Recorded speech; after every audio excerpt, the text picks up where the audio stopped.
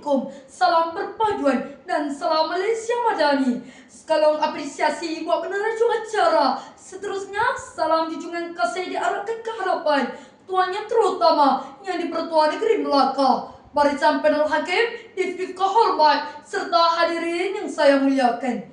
Hadirin sekalian, mau bicara pada hari ini berbunyi aspirasi rukun negara, legasi pembinaan negara bangsa. Saudara, tragedi hitam 13 Mei 1969 menjadi titik kesedaran bahawa perpaduan tidak boleh pandang enteng. Maka pada tanggal 31 Ogos 1970 lahirlah rukun negara sebagai pedoman untuk menyatukan rakyat yang berbilang kaum, agama dan budaya. 3 pragmatik utama akan saya bentangkan agar yang terang semakin nyata, yang kabur kembali terbuka, malah yang benar teguh dipersada. Hadirin sekalian, pragmatik pertama, kepercayaan kepada Tuhan, asas kemakmuran bersama. Saudara dan saudari, perkara 3/1 Perlembagaan Persekutuan meletakkan Islam sebagai agama persekutuan, manakala agama lain bebas diamalkan dengan aman. Namun, baru-baru ini kita dikejutkan dengan tindakan seorang individu yang didakwa memijak Al-Quran dan menghina Nabi Muhammad di media sosial, sehingga mencetuskan kemarahan masyarakat.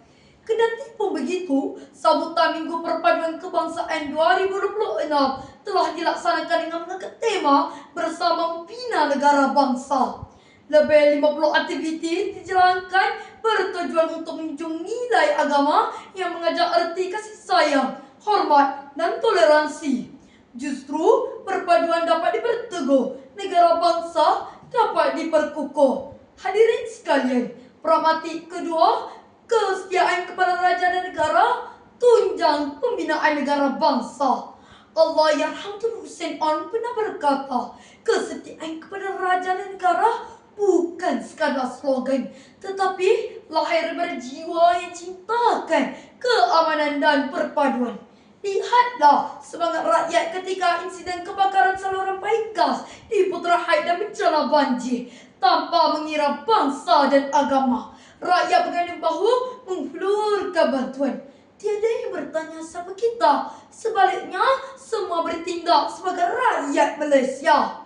Hakikatnya, kesetiaan hari ini bukan lagi diukur di medan perang, tetapi melalui penghormatan kepada institusi raja berperlembagaan, pematuhan undang-undang dan kesanggupan mendahulukan kepentingan negara. Setia dijunjung, kasih dipelihara, raja disanjung, negara sejahtera. Hadirin, pragmatik ketiga, keluhuran perlembagaan, dimensi keharmonian bersama. Saudara dan saudari, perlembagaan menjadi benteng gemilang, kedaulatan negara kekal terbilang. Sejarah kita, Kesatuan Soviet pernah menjadi kuasa besar dunia. Namun, apabila keadilan diketepikan, malah hak rakyat diabaikan.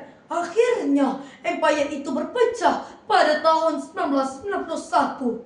Di Malaysia, kita amat bertuah memiliki perlembagaan persekutuan sebagai payung negara yang menjamin hak rakyat serta memelihara keharmonian. Namun, cabaran hal ini melahi hujung jari.